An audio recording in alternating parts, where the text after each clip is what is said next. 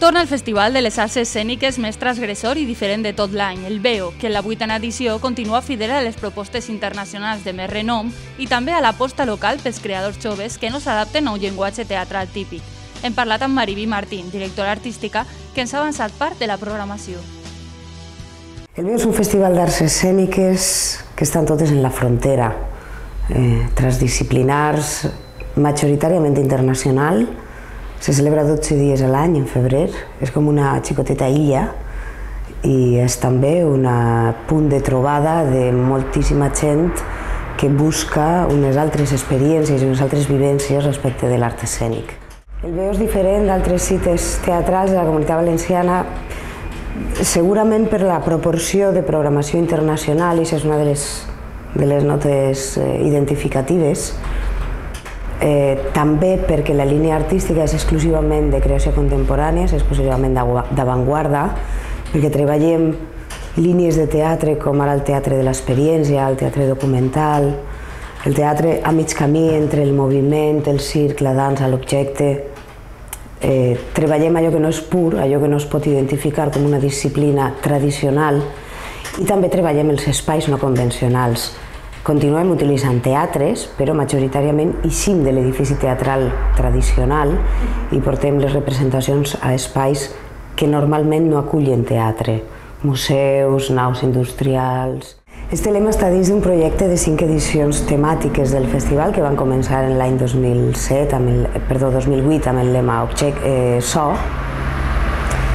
L'any passat, en el 2009, el lema era la natura, enguany és realitat i ficció, i es queden 2 per parlar de l'objecte i d'allò públic.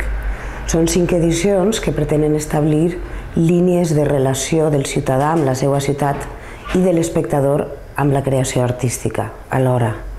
De manera que cada lema respon una mica a les inquietuds i les maneres com els artistes observen la relació de l'ésser humà en la seva societat. Sònia Gómez va començar la seva trajectòria com a ballarina en una formació de dansa, però ràpidament es va col·locar a mig camí entre el teatre i la dansa i sobretot sobre el performance i el happening. És una tia que ha begut molt de creadors de belles arts i d'altres maneres de contar les coses i de fer les històries. La història de Sònia és tremenda, és brutal. La tia va posar un anunci per paraules en la premsa de Barcelona oferint la seva companyia a homes, i a partir de les relacions i les cites que va obtindre mitjançant aquest anunci, ha construït l'espectacle com si fos un reality show. La producció pròpia del festival treballa en artistes singulars, és a dir, en persones que no tenen una companyia al voltant o un col·lectiu estable. Gavi Ochoa és una persona que porta ja uns anys flirtejant i treballant a mig camí entre el teatre i el cinema.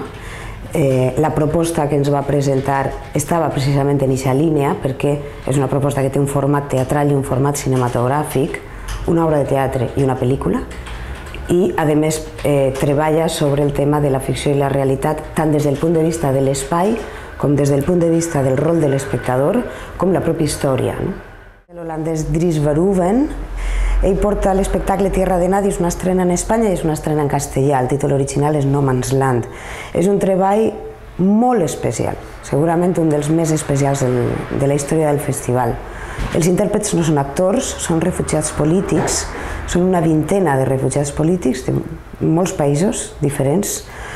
És una funció només per a 20 espectadors i és allò que anomenem teatre de l'experiència. Evidentment passa fora d'un teatre, comença en l'estació del Nord, en l'estació de Renfe, i després és un passeig per la ciutat. Diguem que és teatre de l'experiència no perquè hi hagi una relació sensual de l'espectador en l'espectacle, perquè normalment estem acostumats a identificar el teatre de l'experiència en menjar, en beure, en olorar, en tocar. En aquest cas, el que afecta a l'experiència de l'espectador és una qüestió absolutament ideològica, és intel·lectual.